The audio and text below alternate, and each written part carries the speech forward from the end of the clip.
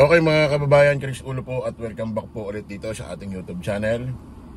Okay mga kababayan, mga kanalis, pag-usapan ho natin, baka magtampo ho kasi itong mga DD shit, baka sabihin hindi na ho tinatalakay itong kanilang puon na si dating President Rodrigo Roa Duterte. Ang dati ho natin presidente sa kasamaang palad, ha, wala hong iba kundi yung si Digong. Palakpakan natin. Okay mga kababayan, pag-usapan natin ito. Ewan ko rin sa mga ito. Kayo ba hindi pa ba sanay na nandiyan yan? Sanayin nyo na ang sarili nyo, mga DD shit. Excuse me po. Na kung saan, ito ho si Digong, nandiyan na sa dahig. Na kailangan niyang harapin ang kaso ng kasong crimes against humanity. Masanay na kayo. Sa bagay, medyo adjust pang konti dahil si Digong wala pa namang isang taon diyan, di ba? Dahil mag-iisang taon naman siya diyan next year pa ng March 11. So medyo tama ba? Oo, March 11. So, medyo naintindihan namin kayo. Ngayon mga kababayan, itong kampo naman ni Digong, alam nyo, sabi ho ni Attorney Conti, yung babae, na may kinalaman dyan sa ICC, ito raw hong kaso ni Digong aabutin daw ng 8 hanggang 10 taon. No? Sana mabigyan pa ho siya ng mahabang buhay, lakas ng pangangatawan para maharap niya ho matapos itong kasong ito nang malaman kung may kasalanan talaga siya. Ngayon mga kababayan, 8 to 10 years. So anong ibig ho sabihin natin ito mga kababayan? Tanggapin na nila na dapat harapin ni Digong itong kasong ito, na malaman kung talagang may pagkakasala siya. Ngayon, itong mga ito, itong kampo niya, ang daming nire-request file, ganito, ganyan. Gumagawa kasi ng paraan itong kampo ni Digong na mapalaya pansamantala ito si Digong nakauwi ng Pilipinas, then pag may hearing, tsaka na lang pupunta-punta ng dahig. Parang gano'n ang mangyayaring gusto nila. Siyempre, paano nga naman pagbibigyan ito ng ICC? Alam niyo naman si Digong, di ba? Nung nasa Pilipinas siya, kung makapagmura sa ICC yan, kung makapagbantayan ng babarilin, siyempre, posible namang di alam ng ICC yan, hindi nakarating sa kanila. Naturalmente, nakarating sa kanila yan. O tapos, hihiling kayo. Ihingi kayo ng pabor. Di ba? Yan ang hirap paano kayo pagbibigyan ngayon dyan? Naging walang niya yung mismong gusto nyong makauwi sa Pilipinas, walang niya sa ICC. Siyempre, sabihin natin halimbawa may karapatan kayo, gusto nyo mapauwi ng maaga muna si Digong at aatin na lang ng hearing, pupunta na lang dyan sa dahig tuwing may hearing. Kung hindi kayo pagbibigyan, wala rin kayong magagawa. Wala yung magagawa, dapat yung tanggapin yun. Ito mga kababayan, halos lahat na lang ho ginagawan ho nila ng paraan. Actually, nung nakaraan, di ko lang ho kayo in-update, may ganitong balita. 2 days ago ito. Ibinasura ng plenary of judges ng International Criminal Court or ICC ang hiling ng kampo ni dating Pangulong Rodrigo Roa Duterte na i-disqualify ang 2 hukom sa pagdedesisyon sa jurisdiction ng kanyang kaso. Ano feeling nyo mga DD shit? Ano feeling ng grupo nito ni Digong? Taon nyo ito, 2016 to 2022, na kung saan isiga-siga kayo ng panahon na yon. Ay, Jesus Maria Joseph,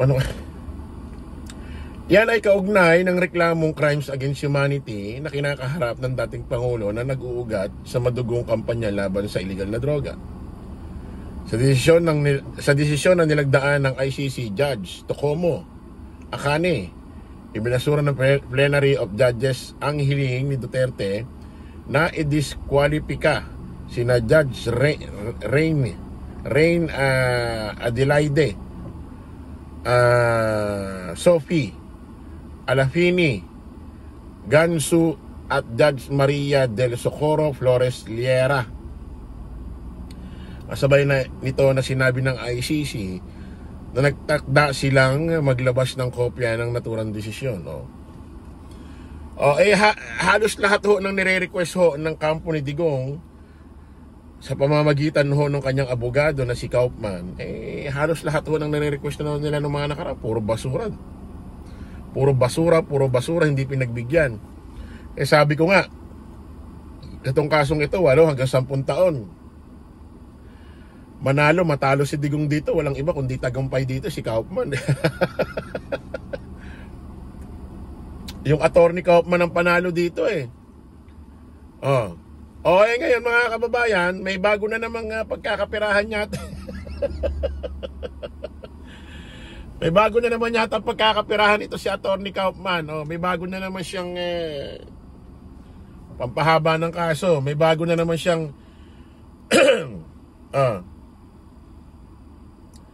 may bago na naman siyang alam mo, attorney Kaufman, pinaasa mo lang yung pamilya Duterte, si Digong at yung kanyang mga follower na engot. May bago na naman pagkakapirahan si Kaufman. May bago na naman siyang imahinasyon. Basahin natin mga kababayan ito.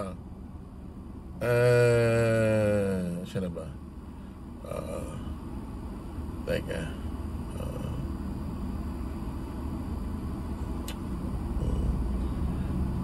Teka ha.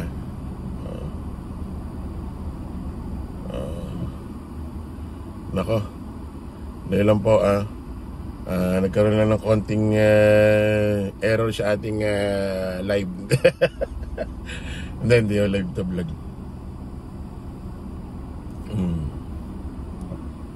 Saan na ba? Teka. Ba't ba ay mabuksan?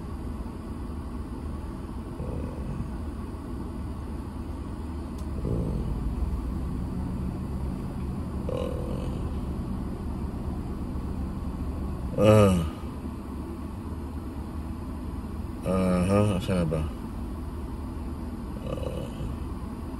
Pasensya na po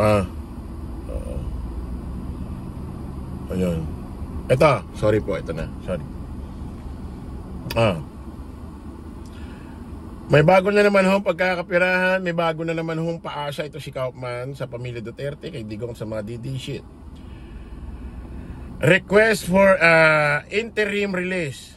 May bansang handang tumanggap kay dating Pangulong Rodrigo Duterte habang hindi pa dinidinig ang kanyang kaso. Ayon sa kanyang abogado na si Attorney Nicolas Kaufman. What a joke. Hindi pinangalanan ng petisyon kung aling bansa ito, pero bahagi umano ito ng Rome Statute ng itinaguhid ng International Criminal Court or ICC. Si Mr. Duterte is not a flight risk and custody is not necessary to ensure his appearance before the court. Kasalukuyang nakadetain si Duterte sa ICC detention niya, ganyan. Ito mga kababayan, may bago na naman hong paasa ito si sabi rito, ex-President Rodrigo Roa Duterte. Hiniling ang pansamantala niyang paglaya mula sa ICC detention center, tapos ililipat daw sa isang bansa. Dati ang request nila sa Pilipinas, hindi pinagbigyan. Ngayon naman ililipat daw sa isang bansa na kung saan pwedeng kumupkup kay Digong habang di pa nagsisimula ang kanyang hearing sa September pa kasi. Hindi binanggit daw kung anong bansa, sabi ni dito, hindi binanggit na Kaufman. Ba't niya babanggitin kung paasa lang? Ewan natin kung anong bansa yan. Ano bang bansa yan? Amerika ba? Sino kukup-kup dyan? Si President Donald Trump? Anda. Tanggapin nyo na si Digong. Andyan na. Wala na kayong magagawa. Ay, tataka naman ako, gusto niyo ilabas si Digong dyan ng maaga. Di ba sabi niya gusto niya maimbestigahan siya. O ayan, request granted. Masanay na kayo, wag na kayong, hayaan nyo na yan. Masasanay din kayo. Bagay, wala pa naman 1 year, adjust pa yan. Okay, maraming salamat po mga kababayan. Kita-kita ulit tayo sa panibagong vlog. Bye-bye po.